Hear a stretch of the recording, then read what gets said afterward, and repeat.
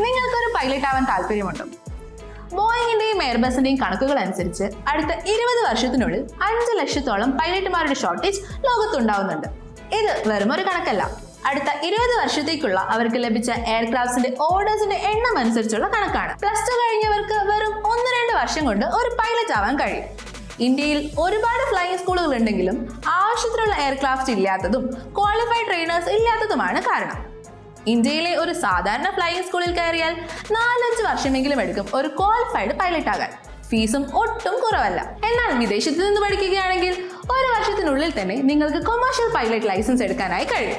പലയിടത്തും ഫീസ് ഇന്ത്യയേക്കാൾ കുറവോ അതോടൊപ്പമോ ആണ്. പൈലറ്റ് ട്രെയിനിങ് പഠിക്കാൻ ഏറ്റവും മികച്ച ഒരു കൺട്രിയാണ് ഓസ്ട്രേലിയ.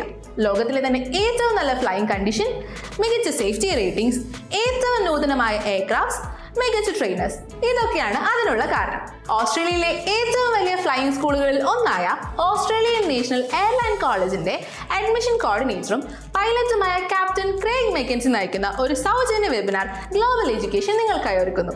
ഓഗസ്റ്റ് 30-ന് 3 മണിക്ക്. പൈലറ്റ് ട്രെയിനിങ്ങിന് ഓസ്ട്രേലിയയിൽ പഠിക്കുന്നതിനെ പറ്റിയുള്ള കൂടുതൽ വിവരങ്ങൾ അറിയാൻ ഇതിനും മികച്ച ഒരു അവസരമില്ല. താല്പര്യമുള്ളവർ താഴെ കാണുന്ന ലിങ്ക് വഴി രജിസ്റ്റർ ചെയ്യുക. പെട്ടെന്ന് വേണം കേട്ടോ, വളരെ കുറച്ച് സ്ലോട്ടുകളേ ഉള്ളൂ.